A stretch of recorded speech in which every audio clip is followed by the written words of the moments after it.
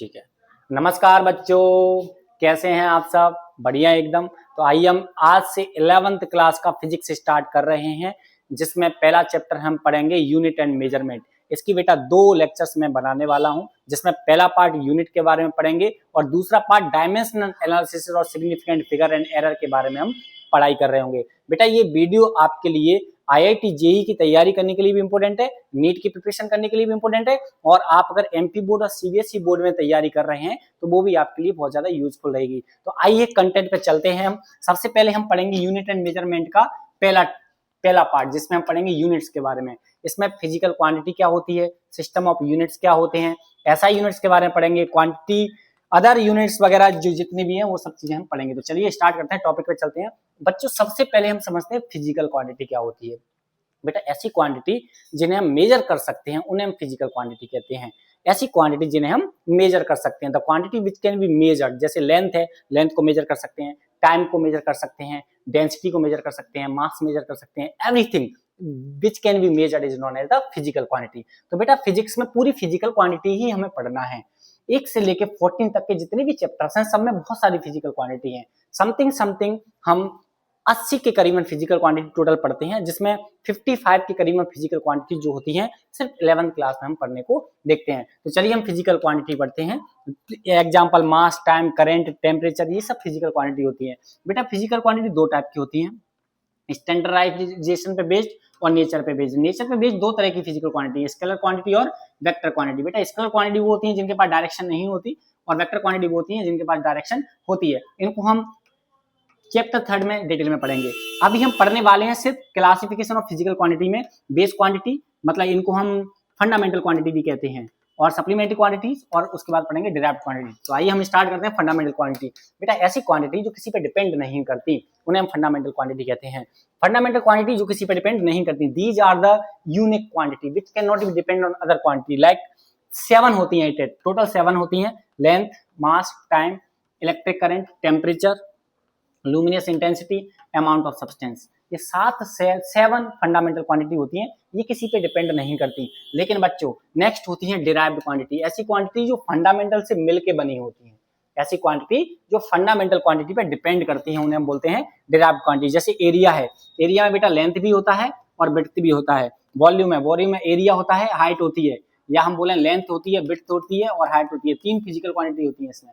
3 fundamental quantity से मिलके volume बना हुआ है। डेंसिटी क्या है बेटा, मास से भी बना है, वॉल्यूम से भी बना है। तो इसमें 4 फिजिकल क्वांटिटी हो गई, 4 फंडामेंटल फिजिकल क्वांटिटी हो गई। एक मास हो गया, वॉल्यूम में 3 हो गई। इसी तरह वेलोसिटी है, डिस्प्लेसमेंट अपॉन टाइम पे डिपेंड कर रहा है। ये सब बच्चों क्या है, डिराइव्ड क्वांटिटी। तो डिराइव्ड क्वांटिटी क्या होती है, जो किसी पे डिपेंड करती हैं, जो फंडामेंटल से मिलके बनती हैं। और फंडामेंटल क्वांटिटी क्या होती है, जो किसी से मिलके नहीं बनी होती, यूनिक होती हैं। 7 टोटल फंडामेंटल क्वांटिटी होती हैं। क्लियर है प्यारे बच्चों? चलिए हम आगे बढ़ते हैं। नेक्स्ट सप्लीमेंट्री क्वांटिटी, ऐसी क्वांटिटी जो एंगल्स को रिप्रेजेंट करती हैं, जो एंगल को रिप्रेजेंट करती हैं उन्हें हम सप्लीमेंट्री क्वांटिटी कहते हैं। एंगल 2 टाइप के होते हैं बच्चों, प्लेन एंगल और सॉलिड एंगल। प्लेन एंगल क्या होते हैं, प्लेन एंगल होता है जो किसी आर्क के द्वारा एंगल बनता है। जो 2 लाइन के बीच में जो एंगल होता है, किसी आर्क के द्वारा जो एंगल बनता है उसे हम बोलते हैं प्लेन एंगल। इसे हम थीटा से रिप्रेजेंट करते हैं। इसको निकालने का फॉर्मूला होता है आर्क अपॉन रेडियस। ये आर्क की लेंथ है और रेडियस आर है, तो आर्क की लेंथ अपॉन रेडियस से हम इसके एंगल को निकालते हैं। मैक्सिमम सर्कल का, कोई एक सर्कल का अगर मैं मैक्सिमम एंगल की बात करूं तो मैक्सिमम एंगल 2 पाई रेडियन के बराबर हो सकता है, या फिर 360 डिग्री के बराबर हो सकता है। आगे हम पढ़ेंगे रेडियन और डिग्री का क्या कंसेप्ट है, ये सब हम समझेंगे। सॉलिड एंगल क्या होता है बेटा, जो सरफेस के द्वारा एंगल बनता है। जैसे अम्ब्रेला हो गया, तो अम्ब्रेला के सभी कॉर्नर्स को हम मिला देंगे तो यहाँ पे गोल गोल एक एंगल बनेगा, उसे हम सॉलिड एंगल बोलेंगे। तो जो किसी सरफेस के द्वारा एंगल बनता है उसे हम क्या कहते हैं, सॉलिड एंगल कहते हैं। जैसे ये सरफेस है, इस सरफेस के द्वारा यहाँ पर एक एंगल बनना है गोल, उसे हम सॉलिड एंगल कहेंगे। और इसको निकालने के लिए हम कहते हैं area upon r square. Surface का एरिया कितना है और रेडियस कितना है, तो सरफेस का एरिया अपॉन आर स्क्वायर कर देंगे तो बेटा क्या निकलेगा, सॉलिड एंगल निकलेगा। तो सप्लीमेंट्री क्वांटिटी वो होती हैं जो एंगल्स को रिप्रेजेंट करती हैं। एंगल 2 टाइप के होते हैं, प्लेन एंगल और सॉलिड एंगल। ये बात आपको अच्छे से याद रखेंगे। चलिए हम आगे बढ़ते हैं। इसके बाद हम पढ़ते हैं यूनिट्स के बारे में। बच्चों यूनिट्स क्या होती हैं, यूनिट क्या होती हैं, यूनिट जो फिजिकल क्वांटिटी को रिप्रेजेंट करती हैं। अभी मैं आपसे कहूं आपकी हाइट कितनी है, तो आप कहोगे सर मेरी हाइट 5 है, तो 5 क्या, 5 किलोमीटर, 5 किलोग्राम। हाइट को बताने के लिए आप मीटर, सेंटीमीटर, किलोमीटर किसका यूज करोगे, तो ये जो पीछे यूज होती है उसे हम यूनिट कहते हैं। यूनिट के बिना फिजिकल क्वांटिटी का कोई मतलब नहीं रहेगा, बिना यूनिट के हम फिजिकल क्वांटिटी को रिप्रेजेंट नहीं कर सकते। तो यूनिट एक ऐसी चीज होती है जो फिजिकल क्वांटिटी को रिप्रेजेंट करने का काम करती है, उसे हम यूनिट कहते हैं। जैसे बेटा यूनिट बकरी भी हो सकती है। सर ये कैसी बात कर रहे हैं आप, बकरी कैसी यूनिट हो सकती है, मैं बताता हूँ।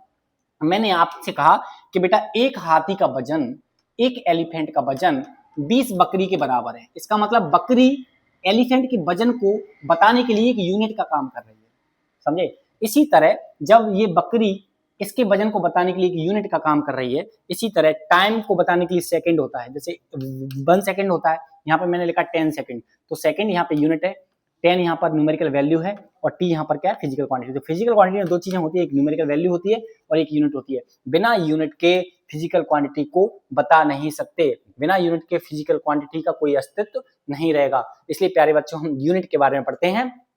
यूनिट क्या होता है, यूनिट के कुछ सिस्टम होते हैं, 4 सिस्टम होते हैं। पहले ये चलते थे CGS system, FPS system, MKS system, SI system. CGS system में क्या होता है, सेंटीमीटर ग्राम सेकंड में लेते हैं हर चीज को, जिसमें लेंथ सेंटीमीटर में नापी जाती है, मास ग्राम में और टाइम सेकंड में रहता है। एफपीएस में लेंथ को फुट में नापते हैं और मास को पाउंड में लेते हैं और टाइम को सेकंड में लेते हैं, उसे एफपीएस सिस्टम ऑफ यूनिट कहते हैं।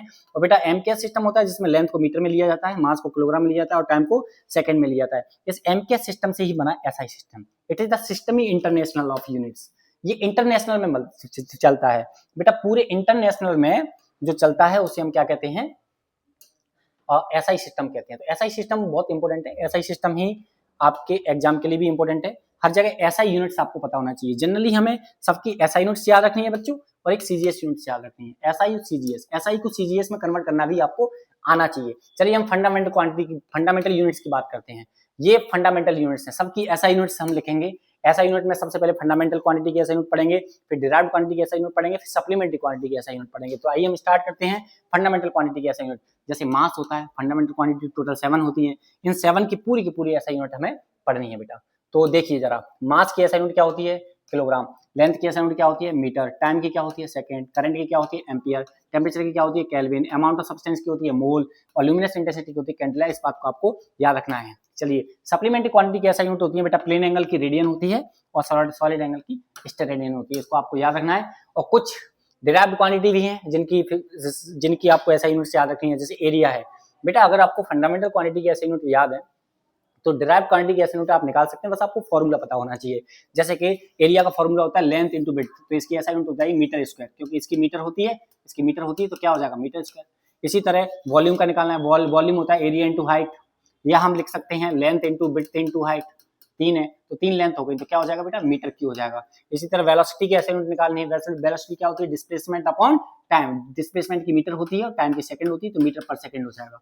तो बेटा एक्सीलरेशन क्या होता है, वेलोसिटी अपॉन टाइम होता है। वेलोसिटी की मीटर पर सेकंड होती है और टाइम की सेकंड होती है, सेकंड 2 हो जाएंगे तो मीटर पर सेकंड स्क्वायर हो जाएगा। समझ में आया बच्चों। एंगुलर वेलोसिटी क्या होती है, angular displacement upon time. Angular displacement की एसआई यूनिट रेडियन होती है और टाइम की सेकंड होती है, रेडियन पर सेकंड हो जाएगा। तो बेटा इस तरीके से जितने भी फॉर्मूले होते हैं, उन फॉर्मूले अगर दिए हैं तो आप एसआई यूनिट्स निकाल सकते हैं, ठीक है। जैसे कुछ यूनिक एसआई यूनिट्स भी होती है, जैसे फोर्स की एसआई यूनिट होती है, फोर्स का फॉर्मूला है मास इनटू एक्सीलरेशन, तो मास का होगा किलोग्राम, एक्सीलरेशन को होता है मीटर पर सेकंड, इसको हम न्यूटन कहते हैं, इसी बात को हम न्यूटन कहते हैं, इसलिए फोर्स की एसआई यूनिट न्यूटन होती है। इस तरीके से सबकी एसआई यूनिट्स आप निकाल सकते हैं, बस आपको क्या पता होना चाहिए बच्चों, फॉर्मूले। कुछ अदर यूनिट्स हैं बेटा जो आपके काम की हैं, जैसे हम बात करें लेंथ की यूनिट्स, तो लेंथ की यूनिट्स क्या होती हैं, जैसे एंगस्ट्रम लेंथ की एक यूनिट होती है, एक एंगस्ट्रम में 10⁻10 मीटर होता है। ये जनरली न्यूक्लियस या एटम के साइज को मेजर करने के लिए यूज होती है। एक नैनोमीटर होती है बेटा, नैनोमीटर 10⁻⁻9 मीटर होता है। माइक्रोमीटर, मिलीमीटर, ये सबको हम पढ़ लेंगे, हम समझ सकते हैं सबको। किलोमीटर, टेरामीटर, ये सब लेंथ की यूनिट होती हैं। कुछ यूनिक होती हैं जिन्हें हम एस्ट्रोनॉमिकल यूनिट्स में यूज करते हैं, एस्ट्रोनॉट्स जिन्हें यूज करते हैं, स्पेस में जो यूज की जाती हैं उन यूनिट्स, ये लार्ज यूनिट्स होती हैं, they are the large units. इसमें हम लाइट ईयर होता है, 1 लाइट ईयर इतने के बराबर होता है। एस्ट्रोनॉमिकल यूनिट पारसेक, माइल और फर्मी। फर्मी सबसे स्मॉलेस्ट यूनिट होती है जिसमें 10⁻⁻15 मीटर होते हैं, इस बात को ध्यान रखना। देखो बेटा कुछ एस्ट्रोनॉमी यूनिट्स हैं जिनका हमें यूज करना रहता है। तो एस्ट्रोनॉमिकल यूनिट्स जो आपको दिख रही हैं इनमें सबकी डेफिनेशन है। जैसे एस्ट्रोनॉमिकल यूनिट क्या होती है, average distance between the centre of the earth. Earth के सेंटर और सन के सेंटर के बीच में जो डिस्टेंस होती है उसे हम 1 एस्ट्रोनॉमिकल यूनिट कहते हैं। और बेटा ये पार्सेक होती है। पार्सेक एक अलग लेंथ है बेटा, है ना। पार्सेक क्या होती है? पार्सेक जब हम एक पैरालक्स मेथड होती है जिससे हम डिस्टेंस मेजर करते हैं, स्टार्स की डिस्टेंस मेजर करते हैं, जो बहुत ज्यादा दूरी पर है उसकी डिस्टेंस मेजर करने के लिए हम पैरालक्स मेथड का यूज करते हैं। तो यहाँ पे एक पैरालक्स एंगल बनता है, इस एंगल की अकॉर्डिंग जो डिस्टेंस मेजर की जाती है उसे 1 पार्सेक कहते हैं। यहाँ से यहाँ तक की डिस्टेंस, यहाँ से अलग अलग जगह से हमने एंगल मेजर किया, उसके बाद यहाँ से डिस्टेंस देगी, तो ये जो लेंथ आपको दिख रही है इसे हम पार्सेक कहते हैं। लाइट ईयर क्या होता है? एक साल में लाइट के द्वारा जितनी डिस्टेंस ट्रेवल की जाती है उसे हम 1 लाइट ईयर कहते हैं। 1 light year equal to 9.46 into 10 to power plus का 15 मीटर की इक्वल होती है। इस बात को थोड़ा सा याद रखना। बच्चों कुछ मास की यूनिट्स भी होती हैं, अदर यूनिट्स ऑफ मास। ये चंद्रशेखर लिमिट क्या होती है? 1.4 of the mass of the sun. Mass of the sun 10 to power 30 kilogram के आसपास होता है। वन स्लग 14.59 किलोग्राम होता है। एटॉमिक मास यूनिट क्या होती है? सब जानते हैं। एटॉमिक मास यूनिट बच्चों 1 AMU, वो 1 AMU जो होती है आपने केमिस्ट्री में भी पढ़ा होगा, 1/12 part of the mass of the carbon atom. Mass of carbon 12 atom, carbon 12 atom के मास का 1/12 पार्ट करेंगे तब 1 एटॉमिक मास यूनिट निकलेगा। इस बात को ध्यान रखें। मीट्रिक टन होती है, एक टन में 10³ किलोग्राम होते हैं। इस बात को आपको थोड़ा सा याद रखना है। बच्चों कुछ टाइम की यूनिट भी होती है। टाइम की यूनिट ये सब आप जानते हैं। 1 वीक 7 डेज होता है, लूनार मंथ होता है, एक सोलर मंथ होता है, ईयर होता है 365 1/4 डेज होते हैं 1 ईयर में। मून मंथ होता है 27.3 डेज होते हैं उसमें। 1 सोलर डे होता है, लीप ईयर होता है, 1 डे। 1 सेक 10⁻⁸ सेकंड के बराबर होता है। सेक बहुत ही छोटी यूनिट होती है टाइम की।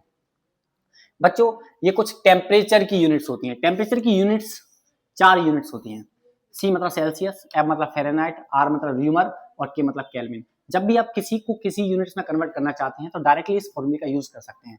जैसे आपसे पूछा जा रहा है 36 फ़ारेनहाइट में कितने सेल्सियस होंगे, तो बेटा फ़ारेनहाइट से सेल्सियस में जाना है तो आप इस फॉर्मूले का यूज करेंगे। F - 32/9 = C/5। तो आपने क्या करना है? 36 फ़ारेनहाइट को सेल्सियस में चेंज करना है, तो 36 यहाँ पर रखेंगे, -32/9 = C/5। यहाँ पे सॉल्व करेंगे तो आ जाएगा 4/9 = C/5। 5 का मल्टीप्लाई करो, 5 4 20/9 = C। तो कितने सेल्सियस होंगे बेटा? 20/9 सेल्सियस होंगे। इस तरीके से फ़ारेनहाइट को सेल्सियस में चेंज करना है। अगर सेल्सियस से केल्विन जाना है तो बेटा ये और ये वाली इक्वेशन यूज करेंगे, ठीक है। और जब केल्विन से फ़ारेनहाइट जाना है तो केल्विन से फ़ारेनहाइट के लिए ये यूज कर लेंगे दोनों। फ़ारेनहाइट को केल्विन के बराबर कर देंगे। और जब सेल्सियस से फ़ारेनहाइट जाना है तो सेल्सियस से फ़ारेनहाइट भी यूज कर सकते हैं।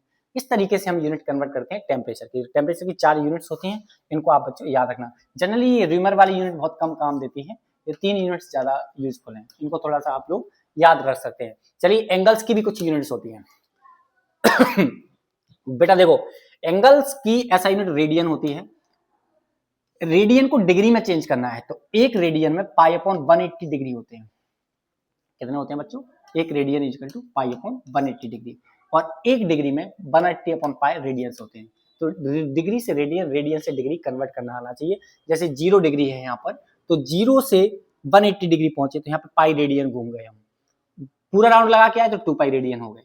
हर 30 डिग्री में π/6 रेडियन, 45 डिग्री में π/4 रेडियन। आपको कुछ नहीं करना, जितनी डिग्री होते हैं डिग्री में π/180 का मल्टीप्लाई कर देते हैं तो रेडियन में चेंज हो जाता है। जैसे आपसे बोला जाए 60 डिग्री में कितने रेडियन होंगे, तो 60 × π/180, तो 60 का इससे करेंगे तो 3 आ जाएगा, तो π/3 रेडियन। तो बेटा 60 डिग्री में π/3 रेडियन होते हैं। इस तरीके से आप सभी को रेडियन में कन्वर्ट कर सकते हैं। जितने भी एंगल्स यहाँ पे दी हुई है आप चाहें तो ये सर्कल से आप याद भी रख सकते हैं। क्लियर है प्यारे बच्चों? चलिए हम आगे बढ़ते हैं।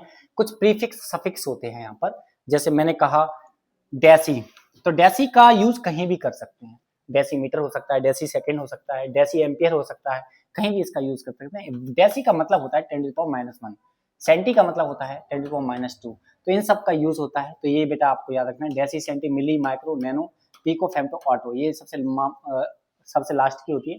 इससे और भी माइनस में होती है, और भी छोटी होती है, पर उनका यूज जनरली हमें नहीं करना, बस इतना काफी रहता है। ये कुछ लार्ज यूनिट्स हैं, जैसे डेका, हेक्टो, किलो, किलो का मतलब 10⁻³ होता है, मेगा 10⁻6 होता है, गीगा 10⁻9 होता है, टेरा 10⁻12 होता है, पीटा 10⁻15 होता है, एक्सा 10⁻18 होता है। अब बच्चों क्या करना है, इसका हमें यूज करना आना चाहिए। इस टेबल का यूज करते हैं हम यूनिट कन्वर्जन करने के लिए। जैसे आपसे बोला जाता है कि 1 माइक्रोमीटर में 1 माइक्रोमीटर में कितने गीगामीटर होंगे, 1 माइक्रोमीटर में कितने गीगामीटर होंगे। तो बेटा एक बात ध्यान रखना, जब भी हम छोटे से बड़े की तरफ जाते हैं, छोटे से बड़े की तरफ जाते हैं तो आंसर हमेशा माइनस में आते हैं, ठीक है ना, आंसर माइनस में आते हैं। और पावर भी माइनस कर दी जाती है, इधर से इधर जाएंगे तो पावर प्लस कर देते हैं। जैसे गीगा का 6 होता है और यहाँ पे कितना है, माइक्रो का मतलब 6 है, तो 6 और 6 कितना हो जाएगा 12, तो 10 टू पावर -12।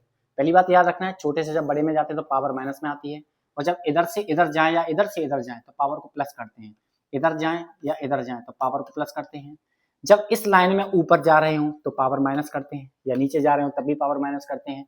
इस लाइन में भी ऊपर जा रहे हो तो पावर माइनस करते हैं, नीचे जा रहे हो तब भी पावर माइनस करते हैं। बस एक बात ध्यान रखना, जब छोटे से बड़े में जा रहे हो, छोटे से बड़े में जा रहे हो तो पावर माइनस में होती है, और बड़े से छोटे में जा रहे हो तो पावर प्लस में होती है। बस ये याद रखना। जैसे मैंने आपसे कहा बेटा, गीगा को हेक्टो में चेंज करो, 1 गीगा में कितने हेक्टो होंगे, तो बेटा आपको क्या करना है, गीगा का मतलब क्या होता है बेटे 10 टू द पावर 9, हेक्टो का मतलब क्या होता है 10 टू द पावर 2। मैंने कहा एक ही लाइन में जब होती है तो माइनस करते हैं, तो 9 में से 2 माइनस किया तो 7 बचे। तो गीगा से हेक्टो में जाना है, मतलब बड़े से छोटे में जाना है, तो बड़े से छोटे में जाते हैं तो प्लस लेते हैं, तो क्या हो जाएगा 10 टू द पावर 9 में से 2 जाएंगे 7, 10 टू द पावर 7 हेक्टोमीटर होंगे। लेकिन यही मैं पूछता 1 हेक्टो में कितने गीगा होंगे, तो हेक्टो से गीगा में जा रहे हैं, मतलब छोटे से बड़े में जा रहे हैं, तो बड़े में जा रहे हैं तो पावर माइनस में लेते हैं, तो 9 - 2 क्या हो जाएगा 10 टू द पावर -7 हो जाएगा। बस इतना याद रखना है, एक ही लाइन में माइनस करते हैं, जब इधर से इधर या इधर से इधर जाते हैं तो पावर को प्लस करते हैं, छोटे से बड़े में जाते हैं तो पावर माइनस में होती है, और बड़े से छोटे में जाते हैं तो पावर प्लस में होती है। बस इस बात को थोड़ा सा आपको याद रखना है। ये कुछ क्वेश्चन है बेटा, 50 मिलीमीटर कितने सेंटीमीटर में होंगे, रेशो निकालना है। रेशो जब भी आपसे पूछा जाता है बच्चों, तो रेशो सेम यूनिट में निकालते हैं। ऊपर लिखा है 1.5 मीटर, नीचे लिखा है 10 सेंटीमीटर। तो बेटा मीटर से सेंटीमीटर आपको जाना है, तो पहले इसको सेंटीमीटर चेंज करना पड़ेगा। जो 1 मीटर में कितने सेंटीमीटर होते हैं, 100 सेंटीमीटर होते हैं, तो आपको क्या करना पड़ेगा, इससे 100 का मल्टीप्लाई कर देंगे तो 150 सेंटीमीटर हो जाएगा, और ये भी 10 सेंटीमीटर हो जाएगा, और सेंटीमीटर सेंटीमीटर क्रॉस हो जाएगा, 0 0 तो 15 आ जाएगा। कितना आ जाएगा 15 तो 15:1, दिस इज राइट आंसर। तो इस टाइप के कुछ क्वेश्चन होते हैं बेटा, आपको ट्राई करने। जैसे इसमें रेशो निकालना है 10 मीटर 50 सेंटीमीटर, तो इसको सेंटीमीटर कन्वर्ट करेंगे, या इसको मीटर में भी चेंज कर सकते हैं। 4.5 मीटर 20 सेंटीमीटर, सेम रेशो वाले क्वेश्चन हैं, इन्हें आप चेंज कर सकते हैं। ये कुछ क्वेश्चन है, m स्क्वायर इक्वल टू लिखा है x mm square, then the value of x is, x की वैल्यू निकालनी है। तो बेटा m स्क्वायर दिया हुआ है x mm स्क्वायर, तो हमें बेटा x की वैल्यू निकालनी है, तो x क्या हो जाएगा m स्क्वायर, mm स्क्वायर को नीचे ले जाओगे। अब यहाँ पे आपने देखा ये मीटर है, ये मिलीमीटर है, तो आपको इसको मीटर में, मीटर को मिलीमीटर में चेंज करना पड़ेगा। तो मीटर को मिलीमीटर में चेंज करने के लिए 1 मीटर इक्वल टू 1000 मिलीमीटर होते हैं, तो 1000 मिलीमीटर कर देंगे, इसका स्क्वायर कर देंगे अपॉन mm स्क्वायर हो जाएगा, समझे बेटा। अब mm स्क्वायर या 1000 का स्क्वायर हो जाएगा, तो 10 टू द पावर 6 लिख सकते हैं 1000 के स्क्वायर को, mm से mm कैंसिल हो जाएगा, तो 10 टू द पावर 6 x की वैल्यू आ जाएगी, क्या आ जाएगी 10 to the power 6। This is right answer, clear है। इसी तरह ये क्वेश्चंस हैं, इसको आपको देखना है बेटा, इंक्रीजिंग ऑर्डर में कौन सा लिखा हुआ है ये देखना है आपको। मीटर को पहले सभी यूनिट सेम कर लेना, इसमें भी यूनिट सेम करने के बाद फिर उसे सॉल्व करने की कोशिश करना, ठीक है। उसके बाद देखते हैं ये क्वेश्चन, ये एनसीईआरटी का क्वेश्चन है बच्चों।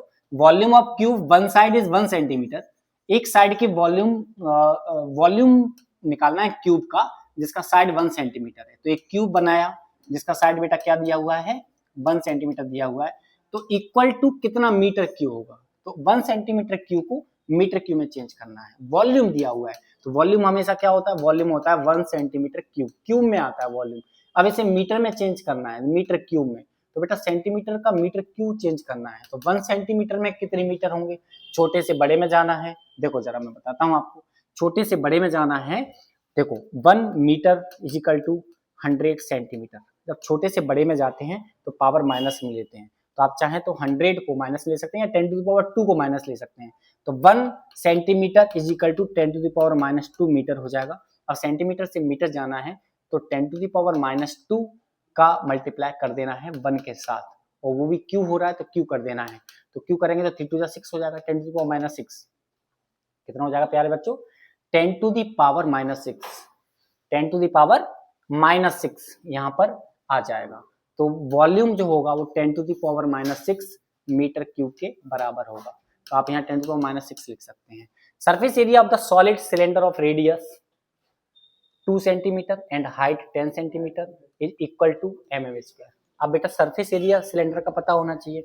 ऐसे क्वेश्चन कैसे होंगे, देखो बेटा surface area of the solid cylinder, solid cylinder का सरफेस एरिया क्या होगा, 2 सेंटीमीटर जिसका रेडियस है और हाइट दिया है 10 सेंटीमीटर। आपको पता है ये सिलेंडर होता है, ठीक है बेटा, सिलेंडर है, सिलेंडर का हाइट दिया हुआ है 10 सेंटीमीटर और 2 सेंटीमीटर इसका क्या दिया हुआ है, रेडियस दिया है 2 सेंटीमीटर। आपको एमएम में निकालना है, किसमें निकालना है, एमएम में। तो देखो बेटा 1 सेंटीमीटर कितने के बराबर होता है, 10 mm के बराबर होता है। इसमें इंटू करेंगे तो ये 20 mm हो जाएगा, इसमें इंटू करेंगे तो ये 100 mm हो जाएगा। अब आपको सरफेस एरिया निकालना है, तो सॉलिड का जो सरफेस एरिया होता है ये होता है ऊपर pi R square 2 pi R square plus pi R square H, pi R sorry 2 pi R H. तो सॉलिड का आपने पढ़ा होगा 2 पाई आर ब्रैकेट में आर प्लस एस, ये surface area of the solid cylinder होता है, ये 10th क्लास में आपने पढ़ा होगा, इसी का हमने यूज किया है। तो यहाँ पर आर की वैल्यू रख देंगे 20 सेंटीमीटर और एच की वैल्यू रख देंगे 100 mm, ठीक है, mm में रखना है तो आंसर mm स्क्वायर में आ जाएगा। इस तरीके से सभी क्वेश्चंस आप ट्राई करें प्यारे बच्चों। इसकी मैं आपको पीडीएफ भेज दूंगा, आप टेलीग्राम लिंक पे जाकर के मुझे पीडीएफ के लिए फॉलो कर सकते हैं, तो मैं आपको बता दूंगा। बेटा ये भी एनसीईआरटी का क्वेश्चन है, same fill in the blanks करना है। 1 किलोग्राम मीटर स्क्वायर पर सेकंड स्क्वायर में कितने ग्राम सेंटीमीटर स्क्वायर पर सेकंड स्क्वायर होंगे। बेटा ये एसआई में दिया हुआ है, आपको सीजीएस में चेंज करना है। बिल्कुल सिंपल तरीके से हम सीजीएस में चेंज कर सकते हैं। आपको निकालना है 1 किलोग्राम मीटर स्क्वायर सेकेंड -2 को हमें चेंज करना है ग्राम सेंटीमीटर स्क्वायर सेकेंड -2। क्लियर है, किलोग्राम का ग्राम में जाना है तो कितना हो जाएगा 1000, ठीक है साहब। मीटर का सेंटीमीटर में जाना है, पर स्क्वायर हो रहा है तो कितना मीटर का सेंटीमीटर, तो 100 सेंटीमीटर होता है, स्क्वायर हो जाएगा। सेकंड सेम है, इसको सॉल्व करोगे तो बेटा 4 जीरो यहाँ हो जाएंगे, 3 जीरो हो जाएंगे तो 7 जीरो, 10 to the power 7 हो जाएगा बेटा। 10 to the power 7 gram centimetre square second -2, 1 kilogram metre square second पर सेकेंड स्क्वायर में 10 to the power 7 gram centimetre square पर सेकेंड स्क्वायर, इसका आंसर हो जाएगा 10 to the power 7। बेटा 1 मीटर में कितने लाइट ईयर होते हैं, आपको पता है 1 लाइट ईयर में 9.46 into 10 to the power 15 metre होते हैं। तो 1 मीटर में कितने लाइट ईयर होंगे, छोटे से बड़े में जा रहे हैं तो 9.46 इंटू, इसमें एक्चुअली में उल्टा हो जाएगा, जैसे 1 लाइट ईयर होता है 9.46 into 10 to the power 15 metre. अब मीटर से लाइट ईयर में जाना है तो 1/9.46 into 10 to the power -50 metre, ये आंसर आ जाएगा। तो 1/9.46 into 10 to the power -15 light year हो जाएगा 1 मीटर में। इसी तरह मीटर पर सेकंड स्क्वायर को किलोमीटर पर आवर में चेंज करना है, मीटर को किलोमीटर में कर दो, सेकंड को आवर्स में चेंज कर दो। जी की वैल्यू बेटा आपको पता होगी, इसको सेंटीमीटर सेकंड स्क्वायर पर ग्राम स्क्वायर में लिखना है, तो आप इसको भी कर सकते हैं, ये ट्राई करें। प्यारे बच्चों ये जो मैंने अभी पढ़ाया है सिर्फ यूनिट वाला पार्ट पढ़ाया है। पहले चैप्टर में 2 पार्ट होते हैं, पहला पार्ट यूनिट और दूसरा पार्ट जो होता है उसे हम बोलते हैं डायमेंशनल एनालिसिस। यूनिट वाला चैप्टर बेटा इतना ज्यादा इंपॉर्टेंट नहीं है, पर इसकी जरूरत पूरी फिजिक्स में पड़ती है, आपको पूरे यूनिट से याद रखने हैं, ऐसा यूनिट से याद रखनी है, सीजीएस में कन्वर्ट करना आना चाहिए। यूनिट कन्वर्जन का न्यूमेरिकल क्वेश्चंस में बहुत बड़ा रोल होता है। जब भी आप आईआईटी का एग्जाम दोगे, नीट का एग्जाम दोगे, तो यूनिट कन्वर्ज अगर नहीं कर पाओगे तो बहुत बड़ी प्रॉब्लम हो जाएगी, इसलिए आपको यूनिट कन्वर्जन करना आना चाहिए। इसकी बहुत ज्यादा प्रैक्टिस करें, जितने भी क्वेश्चंस हो आपके पास, जो भी बुकलेट हो आपके पास, उसके यूनिट की कोशिश करें कि क्वेश्चन ज्यादा से ज्यादा बन जाए। ठीक है बच्चों, ये इंस्टाग्राम लिंक है, सॉरी टेलीग्राम लिंक है, इस टेलीग्राम लिंक पे जाकर के आप क्लिक करें, थोड़ा सा देख लें, और ये पीडीएफ फाइल मैं आपको भेज दूंगा, इसमें सिर्फ यूनिट है। नेक्स्ट वीडियो में मिलते हैं बच्चों, जिसमें हम डायमेंशनल एनालिसिस पढ़ेंगे। ओके बच्चों, bye bye, take care, see you.